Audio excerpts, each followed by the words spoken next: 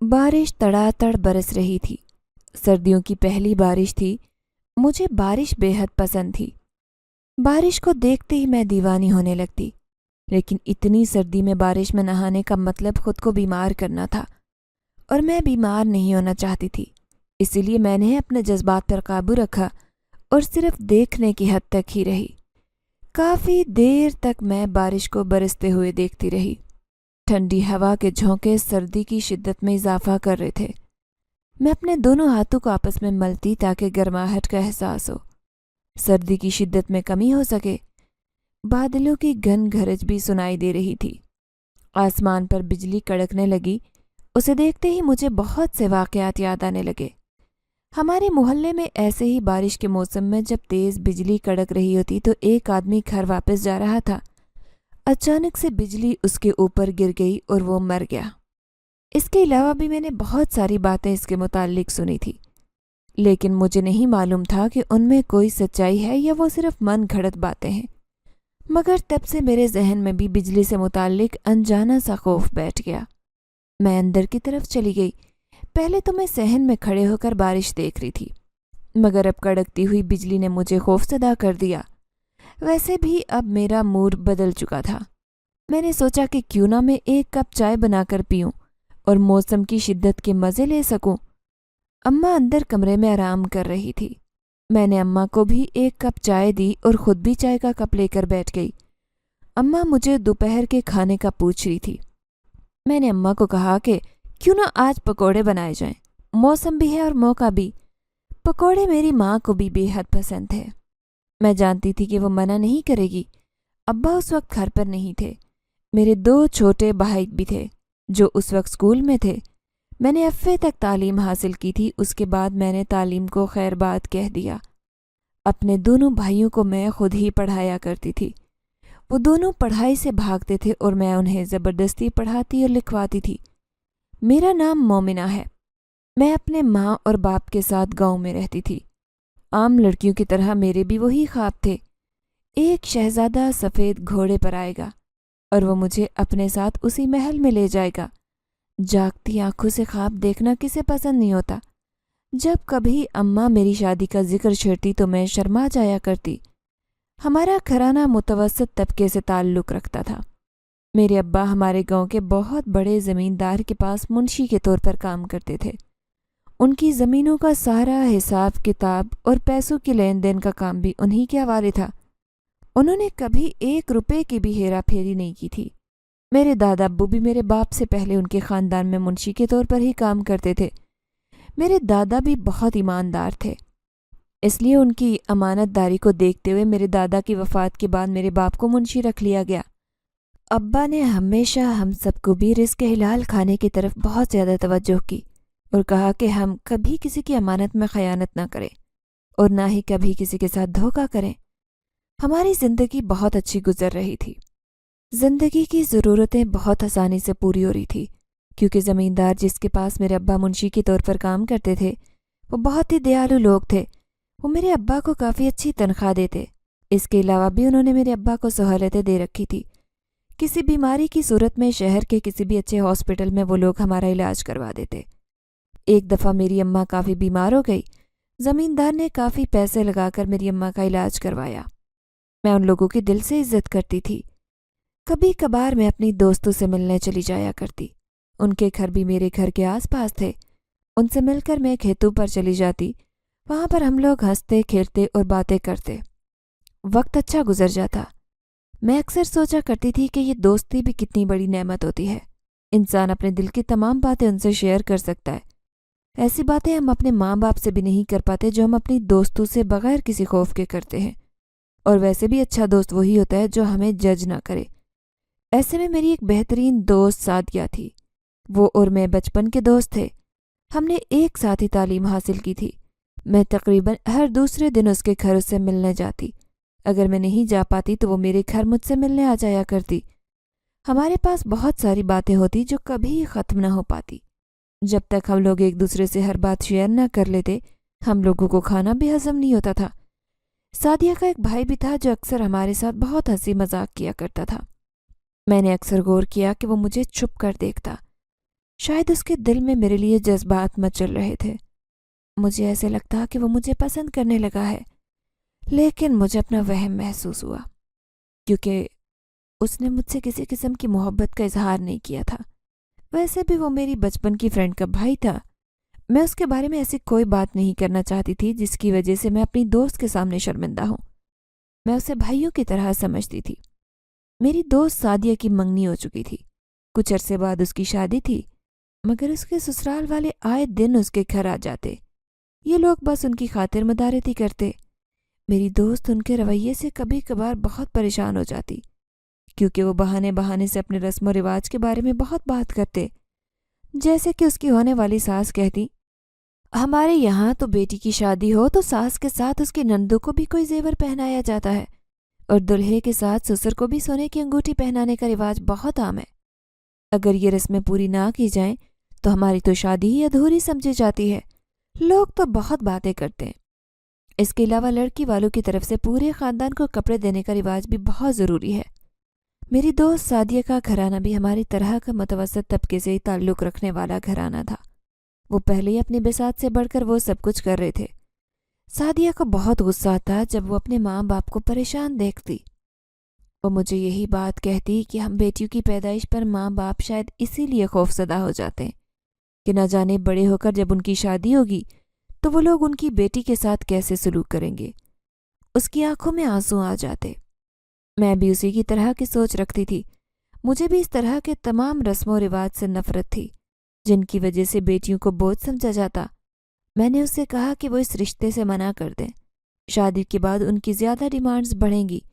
لڑکا بھی یقیناً اپنے ماں اور باپ کی طرح ہی لالچی ہوگا۔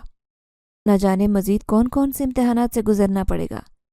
مگر اس کے ماں باپ رشتہ توڑنے پر بھی راضی نہیں تھے کہ نہ جانے رشتہ ٹوٹنے کے بعد دوبارہ اچھا رشتہ ملے گا بھی کہ نہیں، کیونکہ اس کے سسرال والے ان سے اچھے مالی حالات رکھتے تھے۔ اس کا منگیتر بھی دبئی میں اچھی پوسٹ پر کام کرتا تھا۔ میری دوست سعدیہ بہت خوبصورت تھی۔ اس کے علاوہ وہ بہت سلیقہ مند اور گھریلو کاموں میں ماہر تھی۔ انہوں نے اس کی خوبصورتی سے متاثر ہو کر رشتہ کیا تھا۔ سعدیہ کے گھر والوں نے بھی اچھا رشتہ دیکھ کر فوراً ہاں کر دی، مگر اب ذہنی اذیت میں تھے۔ سعدیہ کا بھائی نظروں ہی نظروں میں مجھے محبت کا پیغام دیتا۔ پہلے تو میں نظر انداز کرتی رہی، لیکن اگر مسلسل کوئی دستک دے تو انسان دروازہ کھول ہی دیتا ہے۔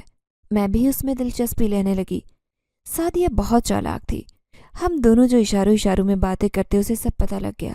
وہ بہت خوش ہوئی۔ وہ ویسے بھی مجھ سے بہت محبت کرتی تھی۔ اگر اس کی بیسٹ فرینڈ ہی اس کی بھابھی ہوتی تو اس کے لیے یہ اور اچھی بات تھی۔ انہی دنوں معلوم ہوا کہ زمیندار کی ایک بہت بڑی رقم چوری ہو چکی ہے۔ یہ بات ہم لوگوں کے لیے بہت زیادہ پریشانی کا باعث تھی، کیونکہ زمیندار کے گھرانے کے پیسے کے تمام معاملات میرے ابا ہی دیکھتے۔ سارا شک میرے باپ پر جا رہا تھا، لیکن مجھے ان پر پورا بھروسہ تھا وہ ایسی حرکت کبھی نہیں کر سکتے، کیونکہ بچپن سے ہی انہوں نے ہمیشہ ہمیں ایمانداری کی طرف راغب کیا تھا۔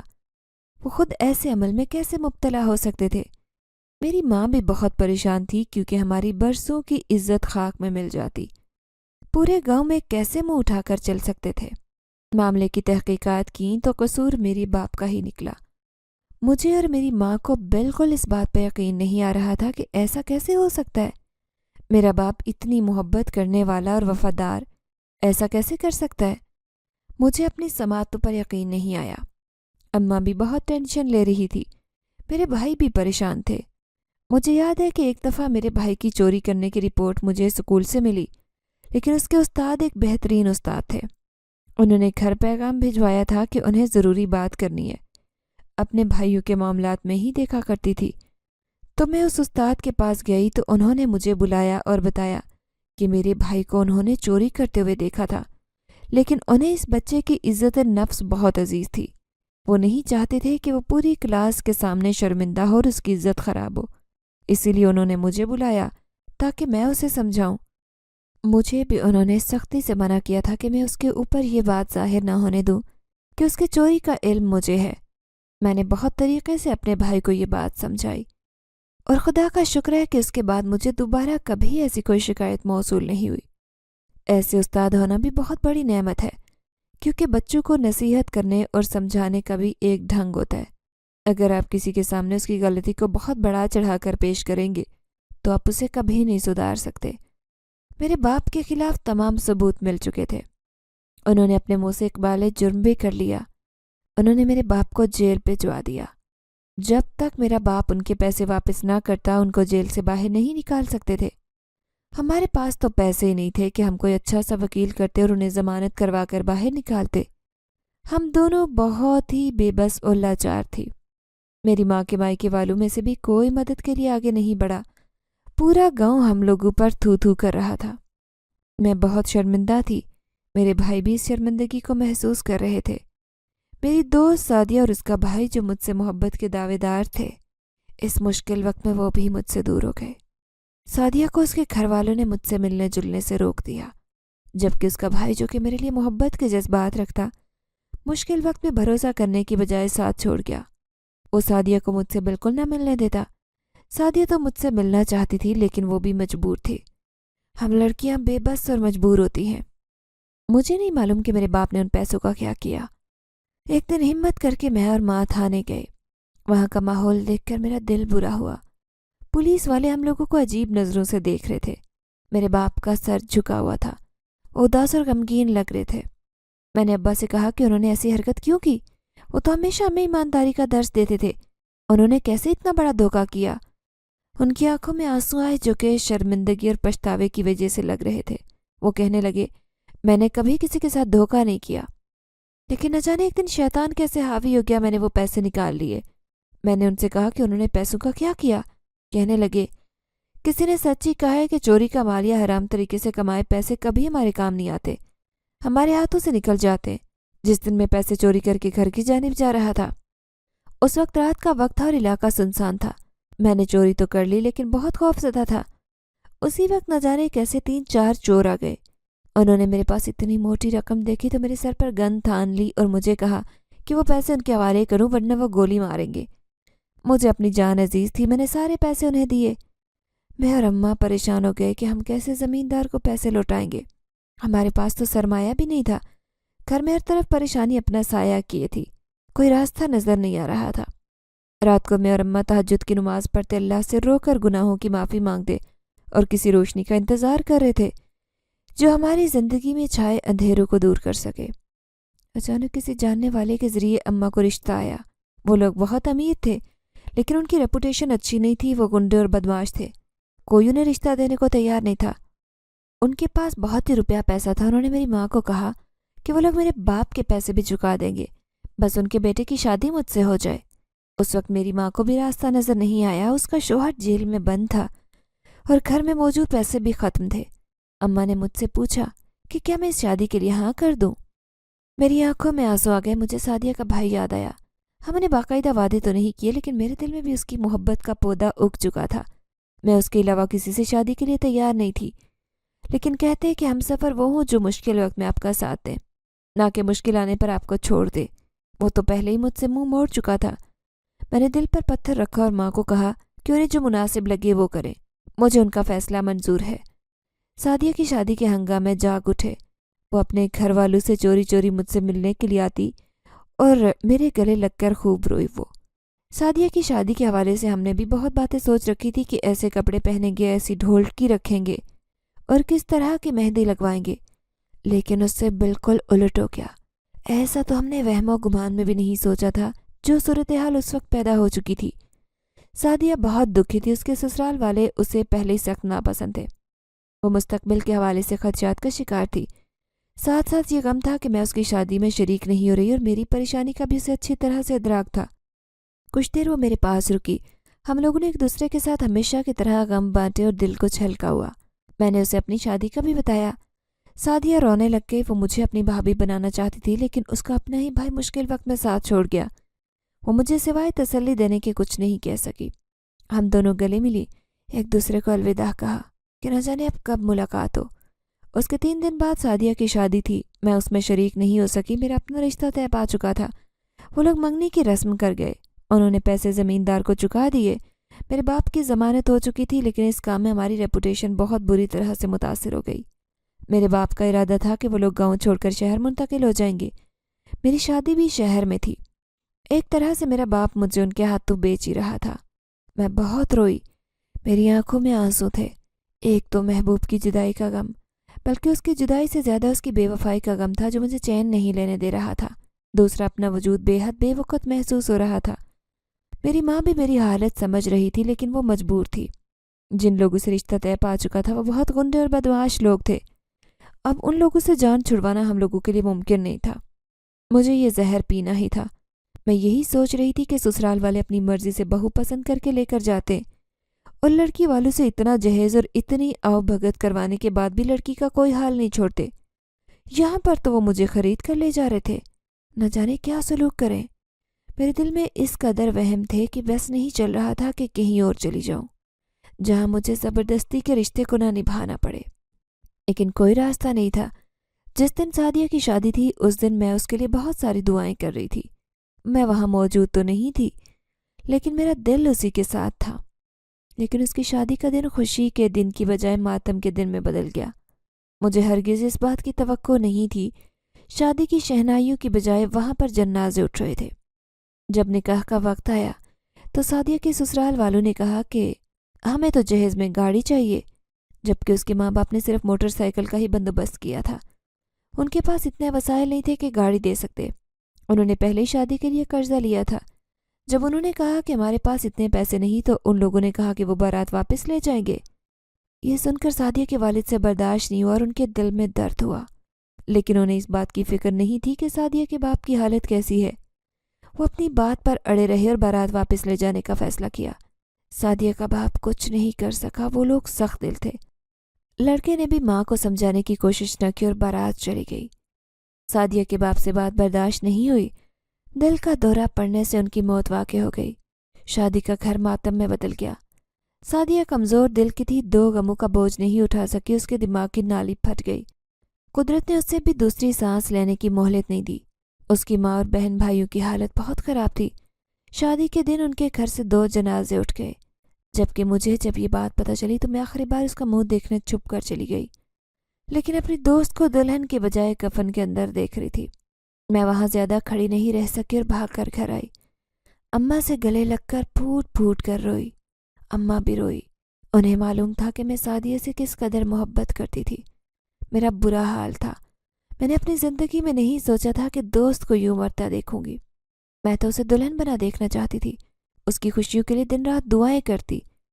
میں اس غم کو بھلا نہیں پا رہی تھی۔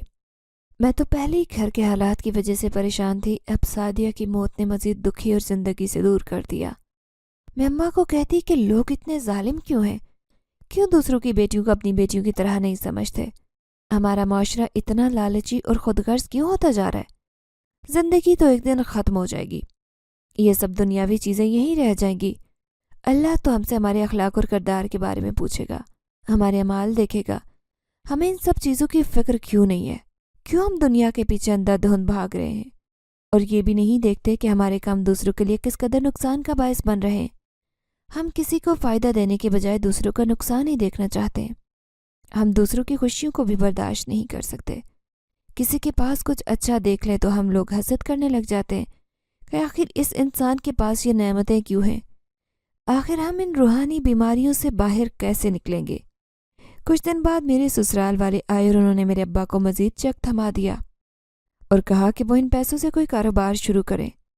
میرے ابا بہت شرمندہ تھے، انہیں یہ چیک واپس کرنا چاہتے تھے، مگر انہوں نے واپس نہیں لیا بلکہ ناراضگی کا اظہار کرنے لگے۔ وہ چاہتے تھے کہ میرے ابا بھی ان کے ساتھ شہر شفٹ ہوں اور ان کے ساتھ کام کریں، لیکن ابا بیٹی کے سسرال والوں سے کام نہیں کرنا چاہتے تھے۔ وہ نہیں چاہتے تھے کہ مجھے کسی قسم کا کوئی مسئلہ ہو۔ ان کے ایک جرم نے ہم لوگوں کو پہلے ہی آسمان سے زمین پر پٹک دیا تھا، اب وہ مزید کسی غلطی کا بوجھ نہیں اٹھانا چاہتے تھے۔ میں نے ان کی آنکھوں میں پشیمانی دیکھی۔ وہ راتوں کو اٹھ کر روتے اور اللہ سے گناہوں کی معافی مانگتے۔ وہ جانتے تھے کہ وہ اپنی بیٹی قربان کر رہے۔ ہم سب بہت دکھی اور پریشان تھے۔ اب اس گاؤں میں رہنا بھی ہمارے لیے ممکن نہیں تھا، کیونکہ ابا کے پاس کوئی نوکری نہیں تھی اور کوئی ابا کو کسی اور نوکری پر رکھنے کو بھی تیار نہیں تھا۔ ہم لوگ وہاں سے شہر منتقل ہو گئے۔ گاؤں والا گھر ہم لوگوں نے بیچ دیا۔ ان پیسوں سے شہر میں چھوٹا سا گھر خریدا۔ ابا نے وہاں نوکری تلاش کرنی شروع کر دی۔ ابا کو کسی کمپنی میں معمولی سی نوکری مل گئی۔ جب میرے سسرال والوں کو اس بات کا علم ہوا تو وہ بھی بہت ناراض ہوئے۔ ابا کی مجبوری بن چکی تھی ان کی ہر بات ماننا، کیونکہ ابا نے ان سے پیسے لیے تھے اور اپنی بیٹی بھی انہیں دے رہے تھے۔ انہوں نے ابا کو بہت مجبور کیا کہ ابا ان کے ساتھ ہی کام کریں۔ نہ چاہتے ہوئے بھی ابا نے حامی بھر لی اور اپنی نوکری کو دوبارہ سے چھوڑ دیا۔ ان کے ساتھ کام کرنے کو راضی ہو گئے۔ ویسے تو میرے سسرال والے صرف غنڈہ گردی کی وجہ سے مشہور تھے، باقی ان کے کاروبار کافی اچھے چل رہے تھے۔ ان کے شہر کے اندر کافی بڑے بڑے 4 سے 5 مختلف جگہوں پر سٹور تھے جہاں سے ان کی بہت زیادہ آمدنی ہو جاتی۔ ان کے پاس بہت زیادہ پیسہ تھا۔ جس لڑکے سے میری شادی ہو رہی تھی، نہ میں نے اس کی تصویر دیکھی، نہ ہی مجھے اس کا نام معلوم تھا۔ میں نے اس میں دلچسپی نہیں لی، نہ میرا دل کرتا تھا کہ اس کے بارے میں کچھ معلوم کروں۔ میں نے کچھ لوگوں سے سنا تھا کہ وہ لڑکا اچھے کردار کا نہیں، وہ لڑکیوں میں اٹھتا بیٹھتا اور نشے بھی کرتا ہے۔ جب یہ بات میرے کانوں میں پڑی تو مجھے یوں لگا جیسے مجھے کسی جہنم میں دھکیلا جا رہا ہو۔ میں ایسے شخص کے ساتھ زندگی نہیں گزارنا چاہتی تھی۔ مانتی تھی کہ میرے باپ سے جرم ہوا تھا۔ ایک کمزور لمحے کی گرفت میں آ کر انہوں نے اتنی بڑی غلطی کر لی، لیکن اس کا خمیازہ ہم سبھی بھگت رہے تھے۔ مجھے اپنے باپ سے بے پناہ شکایت محسوس ہوئی۔ ان کی وجہ سے میری زندگی برباد ہو رہی تھی۔ وہ تو خود مجھے کھائی کے اندر پھینک رہے تھے جہاں سے نکلنے کا کوئی راستہ نہیں تھا۔ مجھے یہ بات اچھے سے معلوم تھی کہ شادی کے بعد بھی ایسے لڑکے نہیں سدھرتے۔ میرے سامنے مثالیں بھری پڑی تھی۔ جب لڑکوں کو بری عادات میں مبتلا دیکھ کر ان کی شادی کروائی گئی تو وہ ٹھیک ہونے کے بجائے مزید اپنے بیوی بچوں کو بھی خراب کرنے لگتے، کیونکہ نہ تو وہ انہیں کما کر دیتے، نہ ان کی باقی ضروریات کا خیال رکھتے۔ انہیں بس اپنے نشے کی فکر ہوتی ہے، وہ بس اپنی دھن میں مگن رہتے۔ ماں باپ اپنی جان چھڑوا کر مصیبت دوسروں کی بیٹی کے گلے میں ڈال کر خود آرام سے سائٹ پر بیٹھتے ہیں۔ ہماری ایک ہمسائی تھی، ان کی وفات ہو گئی تو ان کا بیٹا ان کی قبر پر فاتحہ پڑھنے کے لیے جایا کرتا۔ وہاں بہت سے نشے کرنے والے آدمی قبرستان پر بیٹھتے تھے۔ انہوں نے آہستہ آہستہ اسے بھی نشے پر لگا دیا، اور اس کی ماں مرنے سے پہلے اس کا رشتہ طے کر چکی تھی۔ وہ لڑکا اچھا خاصا رکشہ چلا کر پیسے کماتا، لیکن اس نشے کی لت نے اسے برباد کر دیا۔ اس کے باپ نے اس کی شادی کر دی، یہی سوچ کر کہ ٹھیک ہو جائے گا۔ جب اس کی بیٹی پیدا ہوئی تو اس کی بیوی نے تنگ آ کر اسے چھوڑ دیا، لیکن سوسائٹی کے پریشر میں آ کر واپس آ گئی، کیونکہ وہ نہ تو پیسے کما کر لاتا اور نہ ہی ان کی ضروریات پوری کر رہا تھا، بلکہ نشے کے لیے پیسے ڈھونڈتا، گھر کی چیزیں بیچ کر نشہ کر رہا تھا۔ اس نے تقریباً گھر کا آدھا سامان سیل کر دیا۔ اس لڑکے کا باپ بھی کچھ دیر بعد وفات پا گیا تو ایک دن وہ گھر سے بھاگ گیا۔ اس کی بیوی بیٹی اکیلے رہ گئے۔ آخر اس کی بیوی نے تنگ آ کر اپنے میکے جا کر دم لیا۔ آج تک اس لڑکے کا کچھ پتہ نہیں چل سکا کہ وہ کہاں چلا گیا ہے۔ دوبارہ ہم نے اسے کبھی نہیں دیکھا۔ چاہے اس کے گھر والے پیسے والے تھے، لیکن جب لڑکا ہی ٹھیک نہ ہو تو اس کے گھر والوں کا میں نے کیا کرنا تھا؟ میری زندگی تو اپنے شوہر کے ساتھ گزرنی تھی۔ پہلے ہی محبت میں چوٹ کھا بیٹھی۔ دل زخمی تھا، لیکن میرے زخموں پر مرہم رکھنے کی بجائے اسے مزید زخمی کیے جانے کا ارادہ ہو رہا تھا۔ اللہ سے خاموش دعائیں کرتی کہ وہ مجھے بچا لے، کسی طرح میری اس رشتے سے جان چھوٹ جائے، لیکن شاید میری قسمت میں وہی لکھا تھا۔ میری ساس ایک دن میرے لیے شادی کا جوڑا لے آئی۔ وہ بہت خوش دکھائی دے رہی تھی۔ وہ مجھ سے اچھے اخلاق اور محبت سے پیش آتی۔ انہوں نے زبردستی مجھے جوڑا دکھایا۔ میں نے زبردستی مسکراہٹ چہرے پر سجائی تھی۔ ان کے بہت اصرار پر میں نے جوڑا پہن کر انہیں دکھایا۔ میری نظر اپنے حسین سراپے پر پڑی تو میں بے حد خوبصورت لگ رہی تھی۔ اس کامدار جوڑے نے میری خوبصورتی کو 4 چاند لگا دیے۔ میری ساس تو میری بلائیں لینے لگی۔ وہ میرا ماتھا چوم رہی تھی، کہنے لگی کہ جیسے یہ جوڑا بنا ہی تمہارے لیے ہو۔ لیکن میں ٹھیک طرح سے خوش بھی نہیں ہو سکی۔ مجھے یقین نہیں آ رہا تھا کہ میری شادی کے دن بھی قریب آ رہے ہیں۔ ساری تیاری ہو چکی تھی۔ میری شادی کا دن بھی آ گیا۔ شادی کا تمام خرچہ میری سسرال والے کر رہے تھے۔ میں بھی یہی چاہتی تھی کہ میرے باپ پر میری شادی کا بوجھ نہ پڑے، لیکن میں نے یہ بھی توقع نہیں کی تھی کہ صورتحال اس طرح کی پیدا ہو جائے گی۔ شادی والے دن میں اور اماں بہت رونے لگے۔ میں گھر چھوڑ کر جا رہی تھی۔ گھر چھوڑنے کے غم کے ساتھ نئے گھر کے حوالے سے خدشات بھی خوفزدہ کر رہے تھے۔ دلہن بن کر میں نظر لگ جانے کی حد تک خوبصورت لگ رہی تھی۔ ہمارے تمام رشتہ دار ہم لوگوں سے ناراض ہو چکے تھے، لیکن اماں نے اور ابا نے انہیں شادی پر بلانے کے لیے کسی نہ کسی طریقے سے راضی کر لیا۔ اسی لیے شادی میں سب شرکت کرنے آ گئے۔ جب انہیں معلوم ہوا کہ میرا رشتہ اس قدر اچھے خاندان میں ہو رہا ہے، رشک اور حسرت سے سب جل رہے تھے۔ بارات آ چکی تھی۔ مولوی صاحب نے نکاح پڑھانا شروع کر دیا۔ میں نے کانپتے ہاتھوں سے نکاح نامے پر دستخط کیے۔ ہر طرف مبارکباد کی صدائیں سنائی دے رہی تھی۔ جب مجھے میرے دلہے کے ساتھ لا کر بٹھایا گیا تو میری نظر اس پر پڑی۔ وہ بے حد خوبصورت تھا۔ اس کی شکل سے بالکل بھی نہیں لگ رہا تھا کہ وہ کسی قسم کا نشہ کرتا ہے۔ ایک منٹ کے لیے میرے دل میں خیال سر اٹھانے لگا کہ ہو سکتا ہے وہ باتیں جو اس کے کردار کے حوالے سے مشہور ہیں سب جھوٹی اور فرضی ہوں۔ اس کے ساتھ ہی لوگوں نے ہماری تصویریں بنانی شروع کر دی۔ باقی رسمیں بھی ہونے لگی۔ نہ جانے کیا رسمیں ہوئی۔ کچھ دیر بعد رخصتی کا شور اٹھا تو میرے ماں باپ نے مجھے اس کے ساتھ رخصت کر دیا۔ مجھے اپنے ماں باپ سے گلے مل کر بہت رونا آیا۔ اماں بھی رو رہی تھی۔ میرے بھائی بھی اداس آنکھوں میں آنسو لیے کھڑے تھے۔ ابو نے مجھے اپنی روتی آنکھوں سے رخصت کیا۔ میں گاڑی میں بیٹھی تھی۔ میرے سر پر ایک چادر تھی جس سے میرا منہ چھپا تھا۔ میں رو رہی تھی۔ ڈرائیور کے ساتھ ہی میرا دلہا بیٹھا تھا۔ وہ کبھی کبھار مجھ پر ایک نظر ڈال لیتا۔ گھر آنے کے بعد بھی کافی دیر تک مختلف رسمیں ہوتی رہیں۔ میں بہت تھک چکی تھی۔ کمر اکڑ گئی تھی۔ پھر ایک تھال لایا گیا اور اس کے اندر 2 انگوٹھیاں چھپا دی گئی۔ سب ہمیں کہنے لگے کہ یہ انگوٹھیاں ڈھونڈیں۔ جو پہلے انگوٹھی تلاش کرے گا وہ جیت جائے گا۔ اس کا یہی مطلب ہوگا کہ ساری زندگی اس کا روب اپنے پارٹنر پر ہوگا۔ ہم دونوں ہاتھ مار رہے تھے کہ اچانک انگوٹھی میرے ہاتھ میں آ گئی۔ میں نے نکال کر سب کو دکھائی۔ سب بہت شور مچا رہے تھے اور میرے شوہر کو کہنے لگے کہ وہ تیار رہے، ساری زندگی اپنی بیوی کی بات مانے گا۔ اس بات پر سب نے بہت مذاق اڑایا۔ کافی دیر ہنسی مذاق ہوتا رہا۔ پھر میری ساس نے مجھے کہا کہ وہ مجھے میرے کمرے تک چھوڑ آتی ہیں کیونکہ میں کافی تھک چکی ہوں۔ جب میں کمرے میں گئی تو وہاں پر دودھ اور فروٹس پڑے تھے۔ مجھے بھوک کا احساس ہوا۔ پورا دن ٹینشن کی وجہ سے کچھ نہیں کھایا۔ خالی پیٹ میرے پیٹ میں درد ہونے لگا، لیکن مجھے خود سے کچھ لیتے ہوئے شرم آ رہی تھی۔ جب میری ساس مجھے چھوڑ کر گئی تو میں نے سائڈ پر پڑی چھری سے تھوڑا سا پھل کاٹا اور کھایا۔ دودھ بھی پی لیا۔ تھکاوٹ کی وجہ سے نیند آ رہی تھی۔ مجھ پر غنودگی کی چھانے لگی اور پتہ ہی نہیں چلا نہ جانے کب میری آنکھ لگی۔ کافی دیر بعد میری آنکھ کھلی تو پہلے تو مجھے سمجھ ہی نہیں آئی کہ میں اس وقت کہاں ہوں۔ پھر یاد آیا کہ میں تو سسرال میں ہوں۔ بیڈ کی سائڈ پر نظر پڑی تو میرا شوہر مجھے دیکھ رہا تھا۔ میں فوراً اٹھ کر بیٹھ گئی۔ وہ مسکرانے لگا۔ مجھے بہت شرم آ رہی تھی۔ میں اپنے آپ سے سمٹ گئی۔ اس نے اپنے ہاتھ میں ایک جیولری باکس پکڑا تھا جس کے اندر بہت خوبصورت کنگن تھے۔ میں نے ایسے خوبصورت کنگن کبھی نہیں دیکھے تھے۔ ایسے لگ رہا تھا جیسے وہ بہت نایاب ہو۔ اس نے وہ کنگن نکالے اور میرے خوبصورت ہاتھوں میں پہنا دیے۔ مجھے کہنے لگا کہ یہ ان کے خاندانی کنگن ہیں۔ یہ اس کی ماں کو اس کی ساس کی طرف سے ملے تھے اور آج وہ مجھے پہنا رہا ہے۔ میرے دل میں کوئی ہلچل نہیں مچی۔ وہ بہت خوش اور مطمئن نظر آ رہا تھا۔ پوری رات اظہار محبت کرتا رہا۔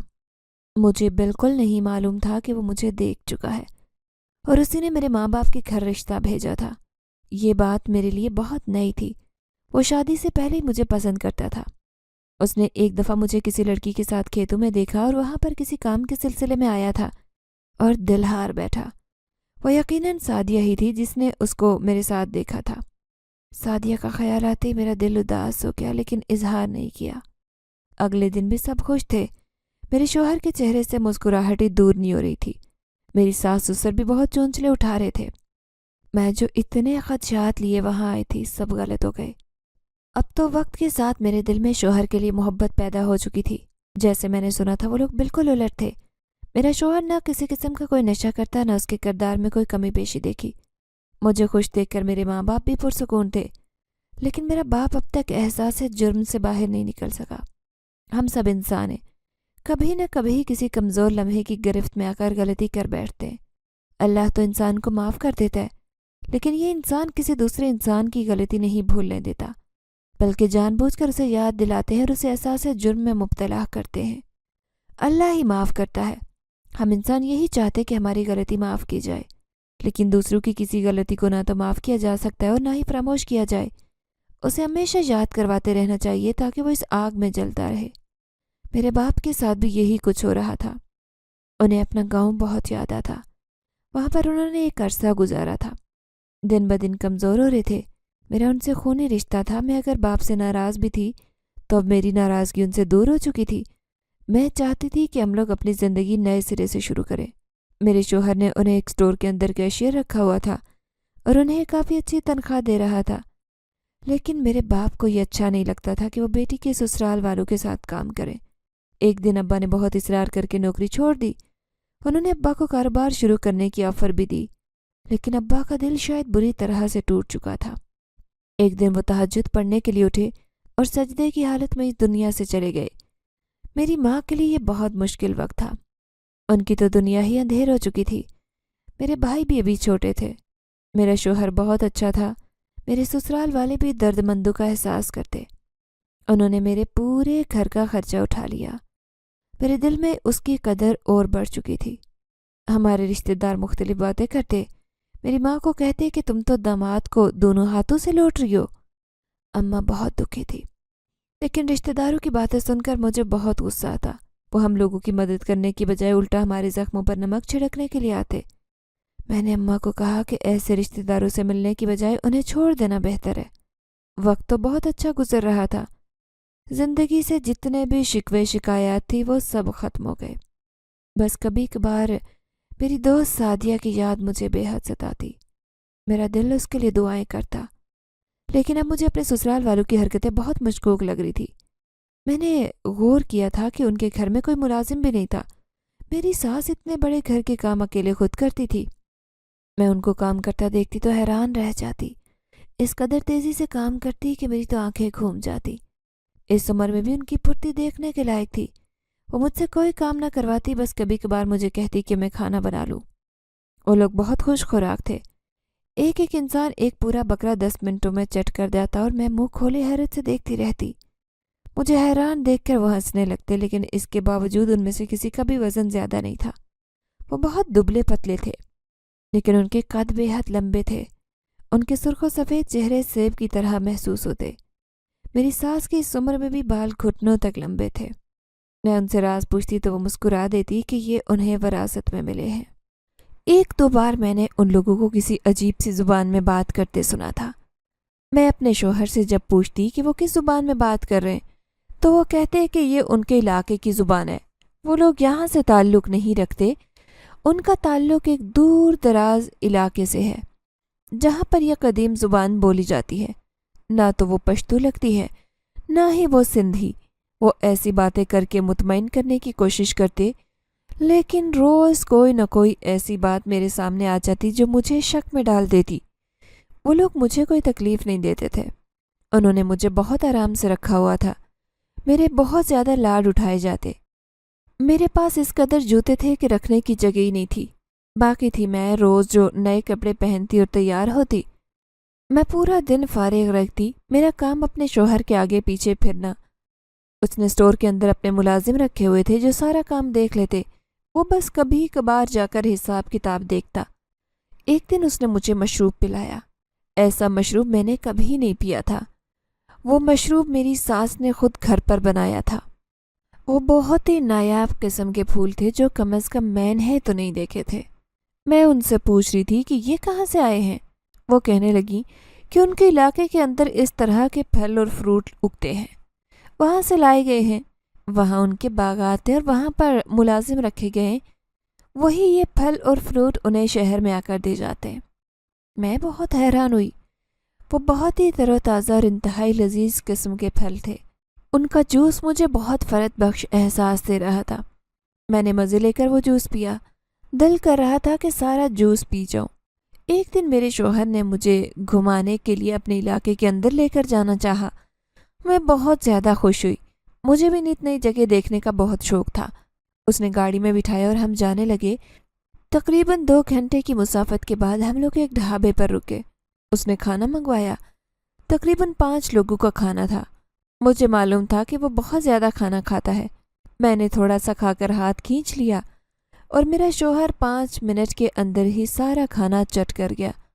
اور مجھے اس کے اندر ایک بات محسوس ہو رہی تھی کہ اس کی آنکھیں بے حد تیز تھی، ان میں چمک تھی۔